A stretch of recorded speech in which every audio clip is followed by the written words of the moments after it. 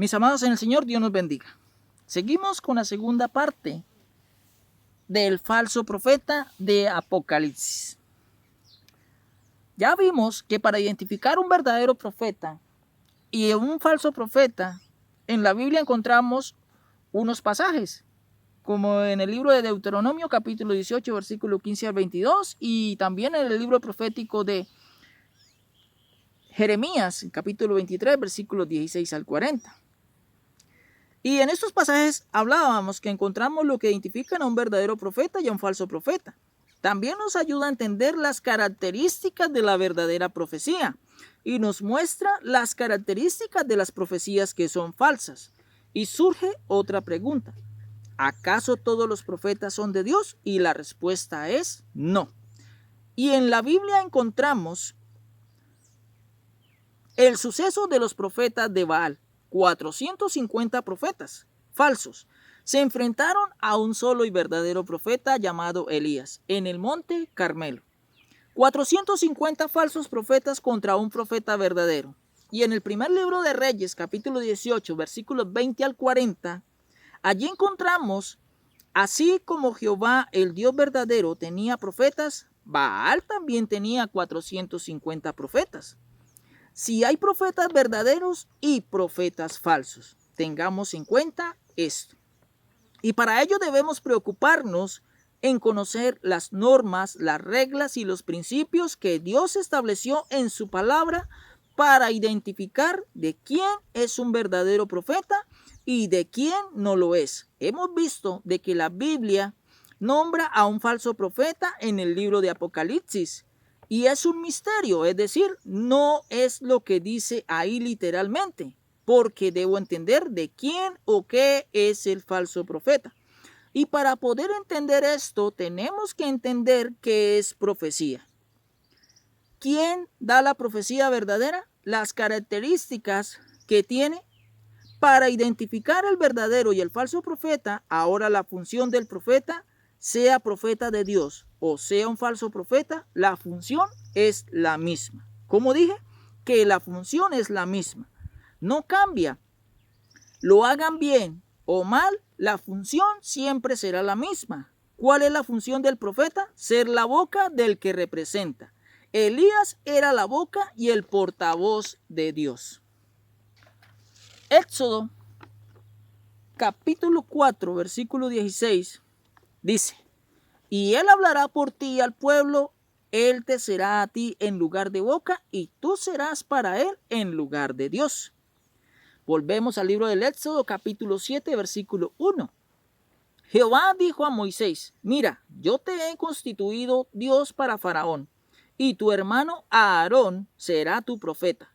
Es decir, Dios no habló directamente, Dios utilizó profetas, y su función es ser boca en representación de Dios. Un falso profeta, su función es ser boca en representación de un ídolo y falsas enseñanzas.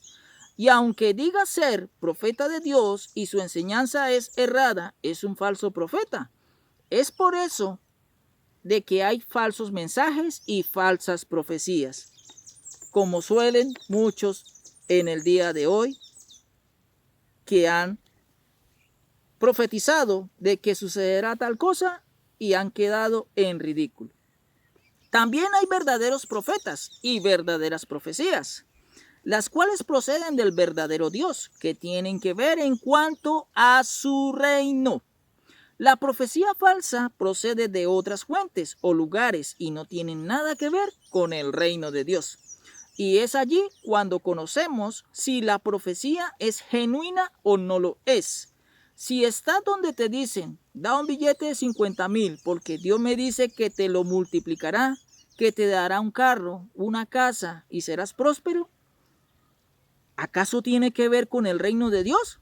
No, hermano, despierta, sal de allí. Esto te será de señal de que estás en un lugar donde hay falso profeta y falsa profecía.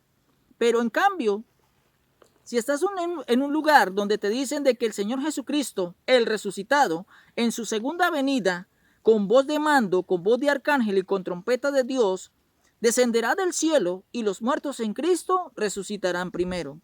Y luego nosotros, los que vivimos, los que hayamos quedado, subiremos en las nubes para recibir al Señor en el aire y así estaremos siempre con el Señor. ¿Dónde encontramos este pasaje? En la primera carta a los Tesalonicenses, capítulo 4, versículos 16 y 17. Y aquí sí notamos de que tenemos un verdadero profeta y una verdadera profecía, porque está escrita en la Biblia, siendo la base en la cual yo interpreto la verdadera profecía de Dios. Y como dijo el apóstol Pablo en la carta a los Romanos, capítulo 4, versículo 17, llama las cosas que no son como si fuesen. Y Pablo vuelve a decir en la segunda carta a los Corintios, capítulo 5, versículo 7, porque por fe andamos y no por vista. El profeta habla en nombre de Jehová, pero hay personas que se paran enfrente de alguien con algún espíritu endemoniado y le dicen en el nombre de Jesús, creyendo que al decir Jesús, el endemoniado no aguanta ese nombre y sale. Pero resulta que Jesús se llaman muchos. En cierta ocasión, en el libro de los Hechos, capítulo 19, versículo 13, dice, pero algunos de los judíos exorcistas ambulantes intentaron invocar el nombre del Señor Jesús sobre los que tenían espíritus malos, diciendo, os conjuro por Jesús, el que predica Pablo. ¿Y qué pasó?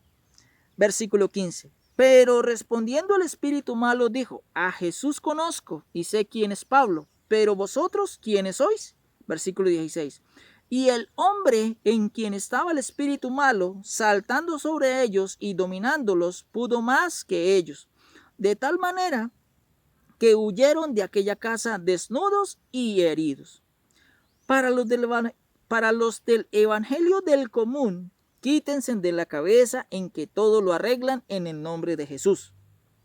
Entendamos de que somos la representación de la boca de Jesús en cuanto en la predicación del evangelio del reino.